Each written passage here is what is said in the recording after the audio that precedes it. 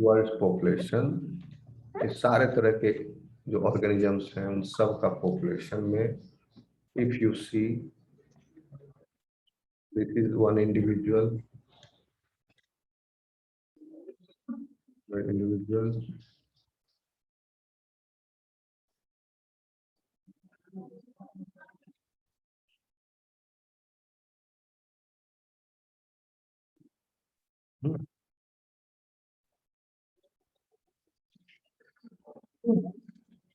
if these two are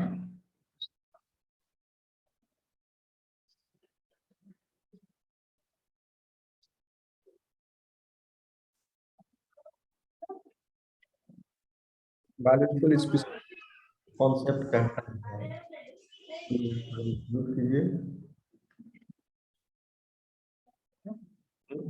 biological आपका कहता है स्पीशीज कॉन्सेप्ट कि ये इंडिविजुअल्स जो हैं, अगर दो इंडिविजुअल्स नेचर में इंटरब्रीड कर रहे हैं और if they are giving reproducible viable reproducible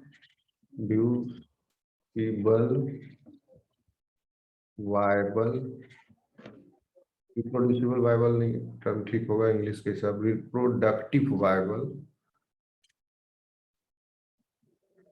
productively viable offspring. ठीक है, तो ये दोनों मेंबर कहे जाएंगे they are belonging to the same species, और ये भी उसी स्पीशीज से बिलोंग कर प्रोजेनी। तो यहाँ पर आप क्या देख रहे हैं, दोनों दिखने में भी सिमिलर है और साथ में रिप्रोड्यूसिबली वायबल भी ऑफस्प्रिंग दे रहे हैं। तो यहाँ पर दो तरह का कंसेप्ट जो है मर्ज हो रहा है। ऊपर से देख रहे हैं एकदम डायरेक्ट, एक हो रहा है मॉर्फोलॉजिकल स्पीशीज कॉन्सेप्ट, जो कि कहता है कि when individuals look similar then they can be considered as belonging to the same species. See, in this case these two individuals are similar and they are producing reproductively viable offspring too. So according to biological species concept and morphological species concept, these two individuals are belonging to the same species. ये समझे आप? चार तरह का species concept है ना, biological species concept BSc, और एक जो आप कर रहे हो अभी एमएससी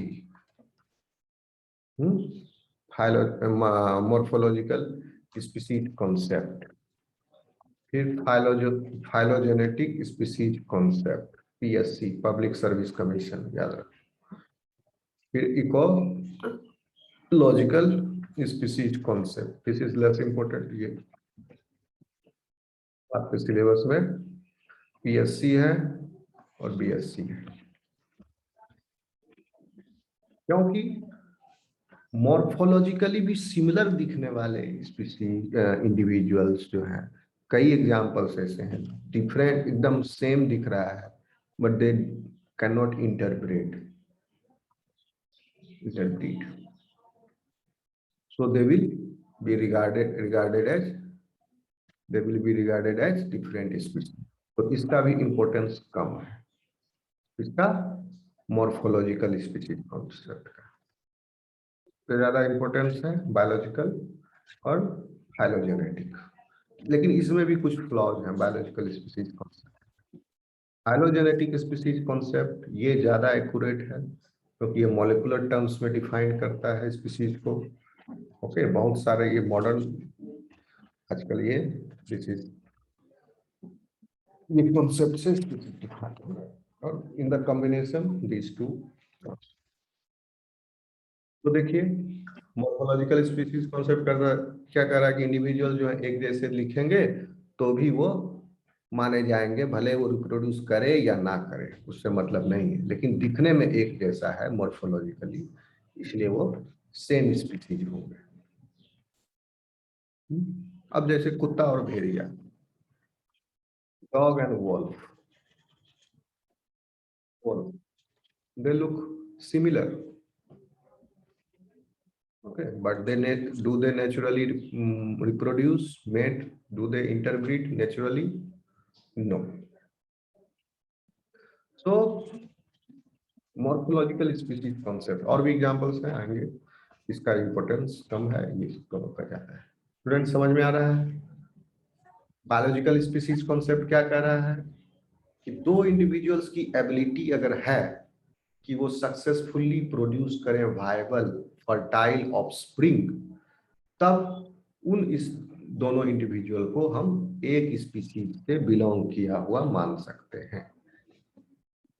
अगर उन दोनों ने मेट करके वायबल फर्टाइल ऑफस्प्रिंग नहीं दिया, अगर रिप्रोडक्टिवली वायबल ऑफस्प्रिंग नहीं है आया उनके मेटिंग के बाद, तो ये दोनों स्पीशीज अलग अलग माने जाएंगे, डिफरेंट। आ रहा है समझ में?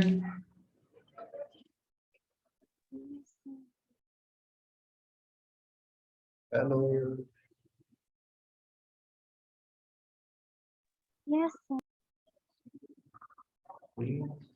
फाइलोजेनेटिक स्पीशीज कॉन्सेप्ट कहता है कि how closely related individuals are evolutionarily. ये फाइलोजेनेटिक्स की बात करता है। फाइलोजेनेटिक यानी वो जो अपने फाइलोजेनेटिक ब्रांच में, ट्री में, टिप पर, they can be considered as a different species than this one, those who are present at different tip, although there उन दोनों का ancestor जो है एक ही है, फिर भी they are belonging to different lineage। ये ज्यादा स्पेसिफिक है, तो फिर इसमें गुंजाइश जो है और आगे तक भी है। स्पीसीज के बाद स्पीसीज के अंदर भी डाइवर्सिफिकेशन है, sub species, micro species, okay, और उसके अपने फॉर्म्स अलग अलग, तो इसकी पूरी फाइलोजेनी बनी। और एक फाइलोजेनी, जैसे suppose this is one individual, इसका फाइलोजेनिक ट्री इस तरह से है, तो इसको कंसिडरिंग इट्स लीनिएज ओनली, ये उसका हो गया मोनोफाइलेक्टिक ग्रुप, फाइलेक्टिक ग्रुप हो गया। यहाँ पर दूसरा इंडिविजुअल है बी, इस दूसरा स्पीसीज है, इसका फाइलेक्टिक ग्रुप ये हो गया।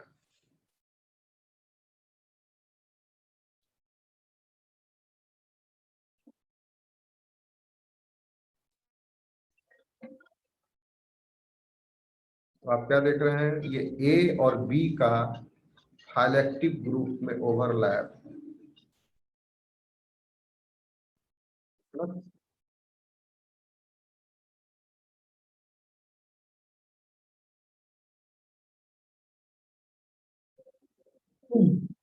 ठीक है। इकोलॉजिकल स्पीसीज कॉन्सेप्ट कहते हैं कि, अरे यार बंद हो जाओ। इकोलॉजिकल स्पीसीज कॉन्सेप्ट है कि इंडिविजुअल जो है वो, अगर they are using the same set of biological resources, if they are using same set of biological resources, so they can be called as belonging to the same species, but this is not acceptable। घोड़ा भी घास खाता है, बकरी भी घास खाता है, ओके। कितना समझ में आया स्टूडेंट्स? आगे चलें। Yes, sir.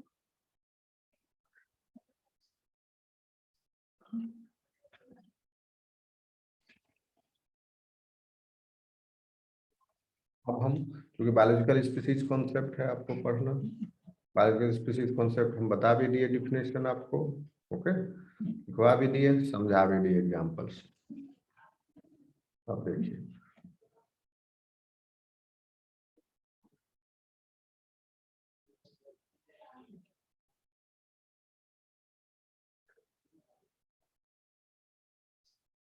अपीयरेंस जो है, मॉर्फोलॉजिकल फीचर जो है, वो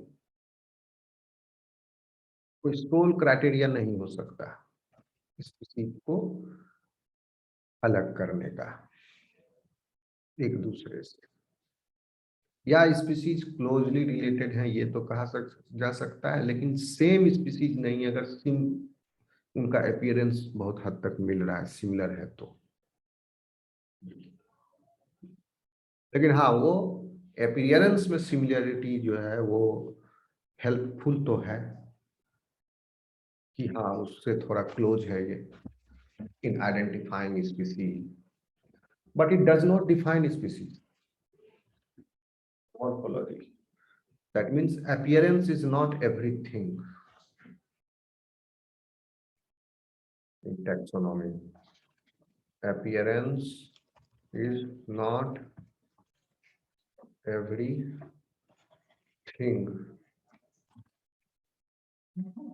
Appearance is everything. कहाँ पर है?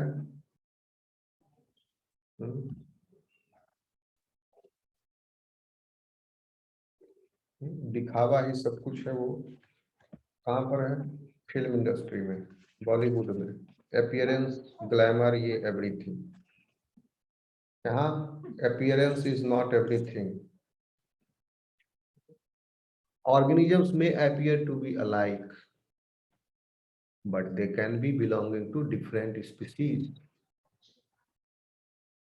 Okay, for example, देखिए एक पक्षी है, उसका नाम है मीडॉक,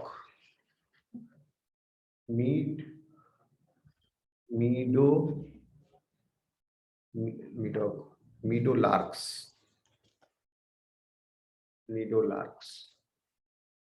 ये दो तरह के वेराइटी है इसमें, western मीडोलार्क्स and eastern मीडोलार्क्स।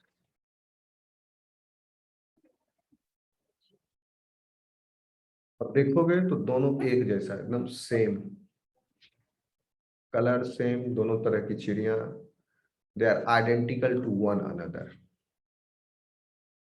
But they cannot interbreed with each other. Therefore, they are separate species according to this definition, where the concept has taken from the biological species concept. Definition according to biological species concept, Western meadowlarks and Eastern meadowlarks are different species. Western meadowlarks का नाम है आपका ईस्टर्नेला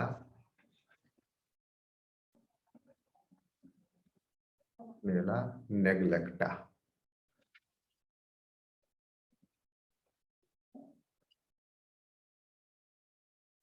eastern का नाम है ईस्टर्नेला Magna.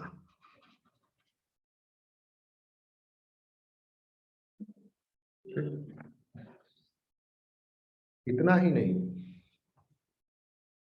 Similar दिखने वाले organisms reproduce नहीं कर पा रहे हैं, इंटरब्रीड नहीं कर पा रहे हैं, इसलिए they are different organisms, different species. इसका उल्टा भी हो सकता है कि organisms that may look different, they do not look similar, they look different, but yet they are the same species. Morphologically different है, लेकिन फिर भी same species हो सकता है, because they can give rise to, after interbreeding, reproductively viable offspring. Okay. उनके appearance को अलग अलग देख के आपको लगेगा कि ये तो वन केस सिनेरियो हो गया। Second scenario, when the appearance, their morphology is quite different, where the morphology is similar but they are not able to reproduce, they are able to reproduce, but after reproduction the offspring is reproductively unviable. Okay, appearance same होने के बावजूद भी। और यहाँ पर ये तो interpret कर ही नहीं सकता नेचर में, जबरदस्ती कराएंगे तो ऑफस्प्रिंग जो है रिप्रोडक्टिवली अनवायबल होगा। दूसरा सिनेरियो है कि ऑर्गेनिज्म जो है अलग अलग दिखने के बावजूद भी बहुत ही अलग अलग, फिर भी वो reproductively viable after mating they are producing. बहुत तरह की चींटियां जो है, तरह तरह की चींटियां इस तरह का जो है उसमें आप देखोगे कि दे लुक डिफरेंट।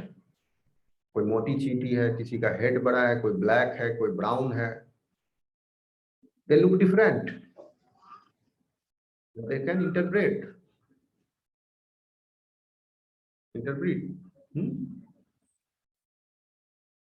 समझ में आ रहा है स्टूडेंट्स?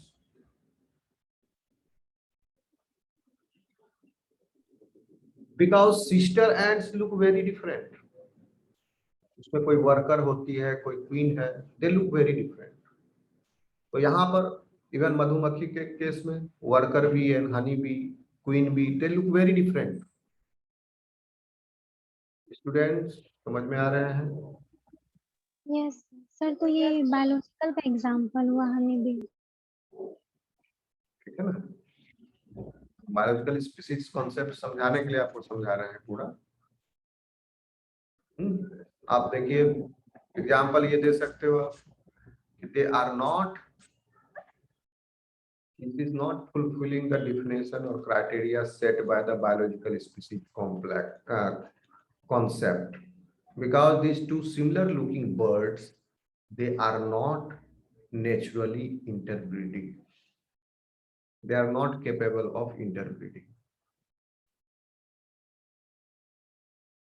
अब यहाँ पर डिफरेंट लुकिंग एनिमल्स जो सिस्टर चींटियां हैं, sister ends, they look quite different from one, लेकिन एक ही पेरेंट की संतान होने के बावजूद भी उनके ancestry.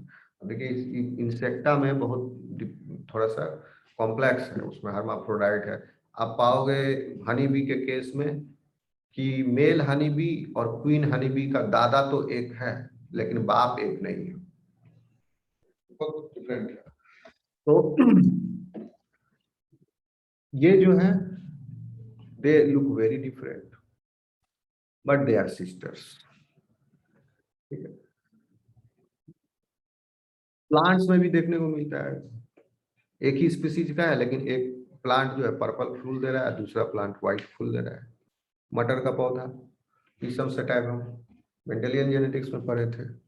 Okay, one variety is giving purple coloured flower, one is giving white colour flower, but both belonging to the same species। Okay, and that morphological is because of the difference between their genes, which is responsible for giving this trait। Genes में अंतर है, alleles हैं, इस वजह से white flower हुआ, purple flower हुआ। ऐसा नहीं है कि उसके बॉडी में सारे जीन अलग हैं दूसरे इंडिविजुअल से। सारे जीन अलग हो गए तब तो डिफरेंट स्पीसीज हो जाएगा। सेम सेट्स ऑफ जीन है और वो जीन जो है जो फ्लावर कलर के लिए रिस्पॉन्सिबल है उसका डिफरेंट अलील जो है प्रेजेंट है दूसरे इंडिविजुअल में, इसलिए उसका अलग कलर है। तो the basis of difference in the morphology is in its genetics और उसका development, but they are belonging to the same species। आ रहा समझ में स्टूडेंट्स? Yes sir. जैसे आप कह लो कि एक रोड, इसको मिटा दूंगी, इसको सपोज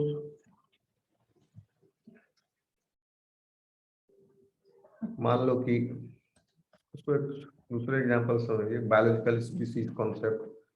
मान लो कि एक तालाब था, ये तालाब जो है कुछ दिनों में बहुत बड़ा लैंड था, लेक था, मान लो कि वाटर बॉडी थी, ये सूख गया, वाटर बॉडी सूख गया या लोगों ने सुखा दिया, कुछ ऐसा हुआ। This water body is divided into two water smaller bodies and a highway is constructed between them. Now जो फ्रॉग का पॉपुलेशन था पहले जो बड़ा तालाब था उसमें मान लो हाईवे क्या है, कोई बैरियर आ गया, यहाँ का मेढक इसमें नहीं जा पाता है, ओके, मान लो परमानेंटली, तो यहाँ पर अलग हो गया पॉपुलेशन, यहाँ अलग हो गया, and they are not capable to interbreed naturally because you have put some artificial conditions, barriers over it, but it's still they are able to reproduce. If you put one frog from this pond to another pond, this frog will mate with the frogs present in this population. और अगर इसको यहाँ रख दें तो ये भी यहाँ मेट कर सकता है। आर्टिफिशियल बैरियर था या कोई नेचुरल बैरियर था, but if they are put in one another's niche, they can reproduce. क्योंकि ये जो बैरियर आया, जियोग्राफिकल बैरियर या आर्टिफिशियल बैरियर, जिसकी वजह से ये पॉपुलेशन अलग हुआ, ये अभी रिसेंटली हुआ है। इसके कुछ साल पहले तक, कुछ जनरेशन पहले तक इसके पेरेंट्स और इनके पेरेंट्स वो एक ही तालाब में रह रहे थे। तालाब बड़ा था, उसमें रह रहे थे, अलग हो गया, बैरियर आ गया, इसके प्रोजेनी अलग, कुछ अलग, दोनों अलग हो गए। ये रिसेंट चेंज हुआ है, कोई मिलियन ऑफ ईयर से नहीं हुआ ये। लेकिन अगर ये फिर बरकरार रह गया, एक पॉपुलेशन का, एक स्पीसीज के पॉपुलेशन का अगर ग्रुप विभक्त होकर दो अलग अलग भागों में बस जाए और फिर लंबे समय तक उनके बीच जियोग्राफिकल बैरियर इस तरह से रहे, कोई बैरियर रहे, उनके बीच में मेटिंग ना हो पाए, तो दैट स्पीसीज विल इवॉल्व, क्योंकि स्लोली जो चेंज होते जाएगा, क्योंकि इनका आपस में जीन पूल मिक्स हो रहा है, इंटरब्रीडिंग हो रहा है, इसका आपस में हो रहा है, इन दोनों के बीच में कोई मेटिंग नहीं हो रहा है, तो जीन पूल एक्सचेंज नहीं हो रहे हैं, तो धीरे धीरे जो जीन पूल एक्सचेंज होने से क्या हुआ, लीकेज हो गई, मिल गया वो जीन्स पूरे एक पॉपुलेशन में इंटरब्रीडिंग हो रहा है, उससे क्या जीन्स जो है मिक्सअप है। जैसे ही set of gene is isolated from another set of gene, वो अगर पॉपुलेशन डिवाइड हो जाए तो एक सेट ऑफ जीन में जो डिफरेंसेज एक्यूमुलेट होंगे for the over period of time, वो सारे डिफरेंसेज एक्यूमुलेट होकर अलग तरह के डिफरेंस बन जाएंगे, वो अलग स्पीसीज बन जाएगा, और इसमें डिफरेंसेज एक्यूमुलेट होकर अलग स्पीसीज बन जाएगा। अगर ये बैरियर बहुत लंबे समय तक बना रहा, जनरेशन और generation of millions of years तक, तो those will be involve in different species. इसी को बोलते हैं स्पेसिएशन। और इवोल्यूशन में स्पेसिएशन का बहुत बड़ा योगदान है। कल परसों आपको बताए थे कि आफ्टर कॉन्टिनेंटल ड्रिफ्ट जो चल रहा था, America and Latin America separate हो गए, तो मंकी का पॉपुलेशन भी दोनों अलग हो गया। मंकी पैदा राइज हुआ अफ्रीका में, लेकिन वो पहले चल फिर रहे थे, अफ्रीका अमेरिका क्लोज था, एक लैंड था, इधर से उधर जा रहे थे। फिर अमेरिकन लैंड को भी डोमिनेट किए, उस कॉन्टिनेंटल ड्रिफ्ट शुरू हुआ, वो पॉपुलेशन अलग हो गया, ये पॉपुलेशन अलग हो गया, वहां के मंकी अलग स्पीसीज कई तरह के बने, यहाँ के अलग तरह के, दोनों आपस में इंटरब्रीड नहीं कर सकते। Old world monkeys and new world monkeys are two different sets of monkeys, जो कि मिलियंस ऑफ ईयर्स पहले वो अलग हो गए एक दूसरे से पॉपुलेशन, इसलिए वो अलग रूप में डेवलप हो गए। समझ में आ रहा है स्टूडेंट्स? अलग स्पीसीज हो गए। Hello, Yes, sir. Yes, sir. Yes, sir. तो अगर आप इतना समझ गए हैं तो I think biological species concept आप समझ गए हैं। Okay, in short I will try to explain. कि किसी को सवाल है इससे, बायोलॉजिकल स्पीसीज कॉन्सेप्ट से?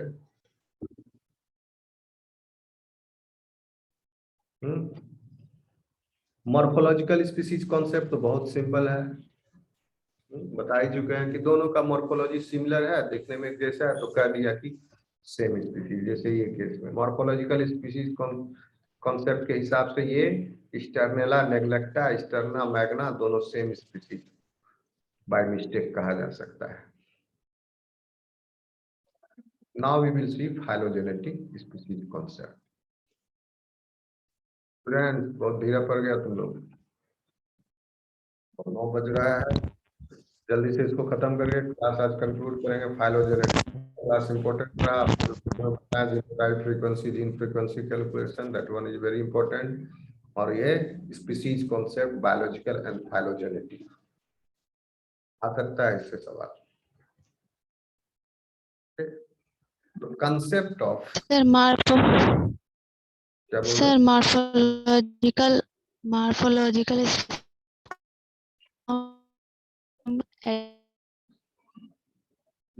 आपकी आवाज कट रही है। नाजिया बोल रही हो क्या?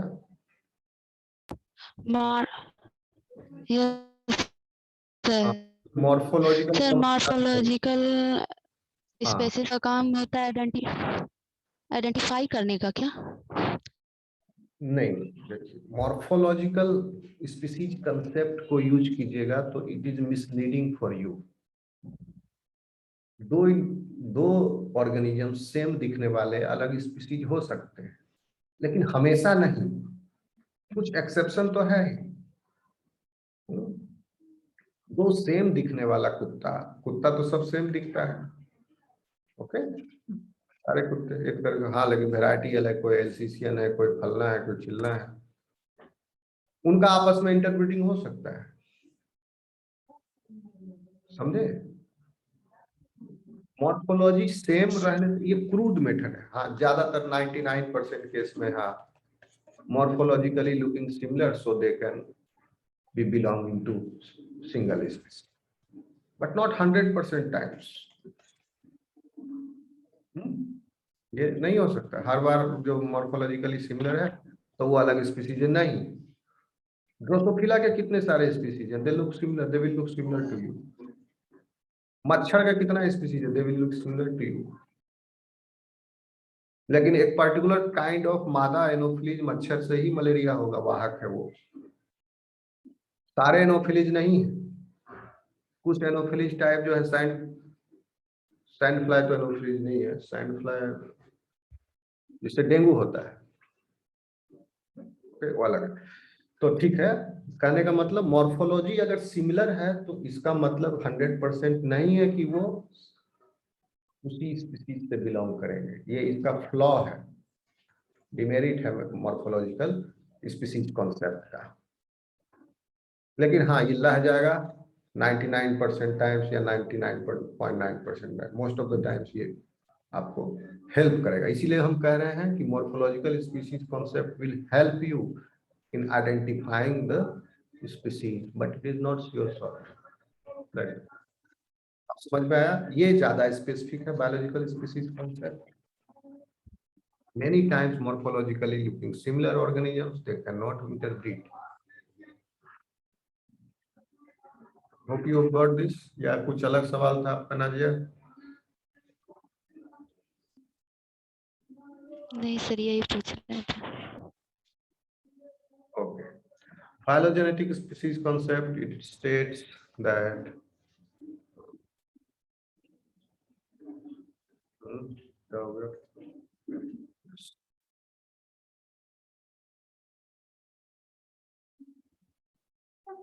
मिटा देता हूँ।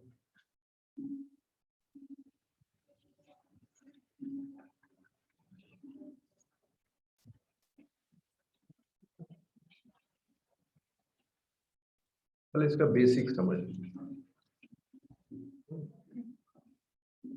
ये कह रहा है, इसको थोड़ा सा ध्यान से समझना पड़ेगा आपको कि फाइलोजेनेटिक जो है, आप समझते हैं phylogenetic tree, there is difference between phylogenetic tree and taxonomic hierarchy या classification. Many times you will confuse between, आपको लगेगा ये क्लासिफिकेशन यही हायरार्की है। ये हायरार्की तो है, चलो ठीक है हायरार्की है, ये फाइलोजेनी है। No,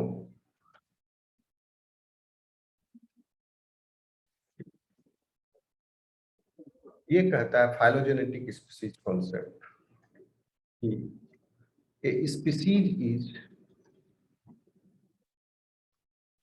a species is a tip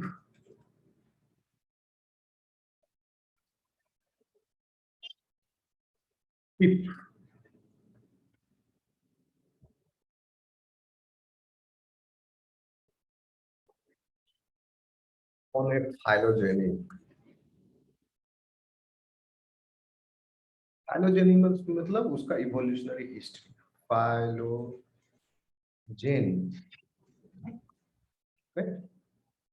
phylogeny that is the smallest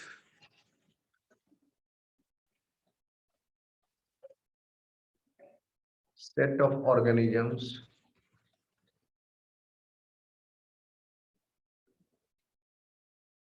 इतना smallest set of organism possible वहां तक ही जाता है the smallest set of organisms that share an ancestor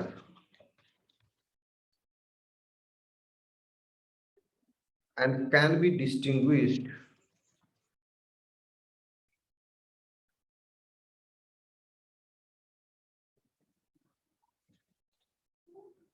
from other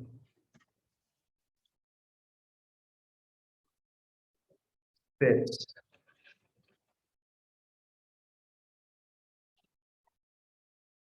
समझिए स्पीसीज इज ए टिप जैसे phylogenetic tree शुरू में हम बनाए थे आपको रिंग स्पीसीज जब बता रहे थे तो suppose if these are the species variety है कितने वैरायटी बनाएगी एग्जांपल में तीनों समझ में आ जाए सो दिस ए अगर स्पीसीज इज ए टिप ये टिप हो गया टिप पर ए है फॉर्म है और टाइम बढ़ेगा तो ए में फिर लीनिएज आएगा जैसे जैसे टाइम आगे चलेगा इसका भी लीनिएज होगा ओके तो अभी तक के टाइम के हिसाब से millions of years of evolution this organism is at the tip जैसे आप Homo sapiens we are at the tip of the evolution of our phylogenetic tree we are at the tip हम लोग अपने tip पर है लेकिन क्या एग्लोप्लूरा tip पर है नो वो एंसेस्टर था वो एक्सटिंक्ट हो गया क्या आर्कियोप्टेरिक्स टिप पर है नो वो बीच में था आया था एक्सटिंक्ट हो गया कनेक्टिंग लिंक था ओके क्या डायनासोर टिप पर है नो दे गॉट एक्सटिंक्ट वो उस समय टिप पर थे जिस समय उनका राज था मेसोजोइक एरा में उनसे वो एक्सटिंक्ट हो गए तो उनका एक लिनियर सॉरिशियन डायनासोर निकल गया बर्ड जो है आगे निकल गया इवोल्यूशन वो वहीं रुक गया उनका टिप वहां एक्सटिंक्ट हो गया एक लिनियज और इवॉल्व होते होते होते होते आज बर्ड है इतना वैरायटी ऑफ बर्ड है जो रोहू कतला मछली खाते हैं हम लोग आप कहोगे कि ओके ये तो इवोल्यूशन में बहुत पहले साइलेंट टाइम पीरियड में ही आ गया था तो मिलियंस ऑफ ईयर्स नहीं वो मछली भी आज के अपने इवोल्यूशनरी जो हिस्ट्री है फाइलोजेनेटिक ट्री है उसके टिप पर है एंसेस्टर डिफरेंट थे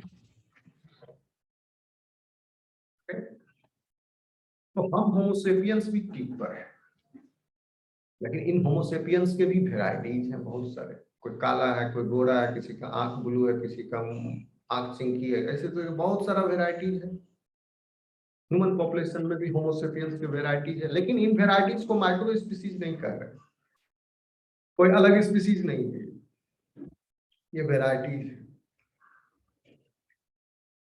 डाइवर्सिटी है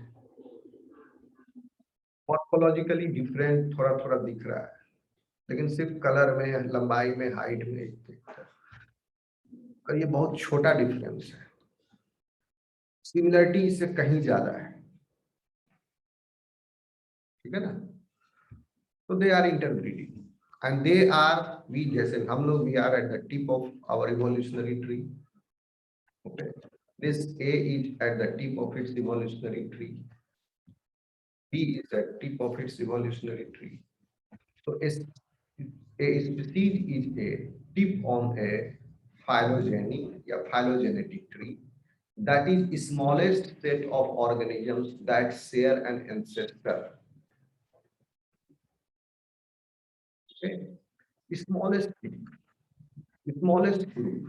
अब देखिए, whether A is sharing the immediate ancestor with B, no. A का immediate ancestor is here, B का immediate ancestor is here. They are not sharing the common ancestor. Immediate. But B is sharing the ancestor with C. C का common ancestor this one, B का common ancestor this. Okay. तो ये smallest जितना होते जाएगा, B का फिर A के अदर फॉर्म्स वो फिर टिप हो गया. अगर ये रिप्रोडक्टिवली आपस में नहीं कर पा रहा है तो this will become the tip and this will be identified as the species. As the time will progress, species के अंदर म्यूटेशन होते होते होते होते वो इतना बदल जाता है कि वो दूसरा स्पीसीज बन जाता है. तो ये आपका डिफिनेशन हो गया, smallest set of organisms, smallest set हो. The smallest set of organisms that share an ancestor and can be distinguished from other sets. Other sets से ये जो other set है उसका भी ancestor एक है, लेकिन उससे distinguished अलग. Ancestor common है, but these two individuals are very different, and these individuals belonging to that species are at the tip of their evolution, tip of their phylogenetic tree. आ रहा है समझ में स्टूडेंट्स?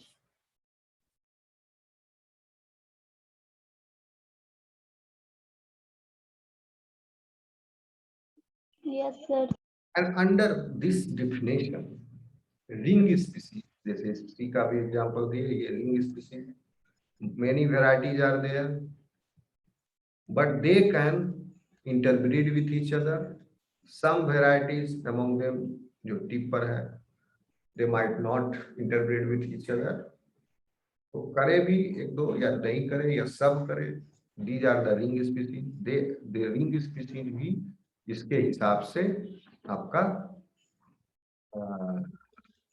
क्या बोलते हैं, फाइलोजेनेटिक स्पीसीज कॉन्सेप्ट के हिसाब से रिंग स्पीसीज जो है वो सिंगल स्पीसीज है.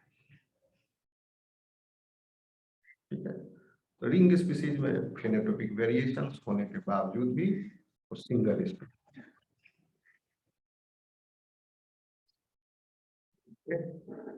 समझ में आ रहा है स्टूडेंट्स?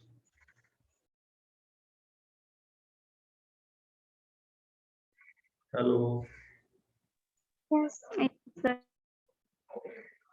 इतना समझ गए हैं? तो देखिए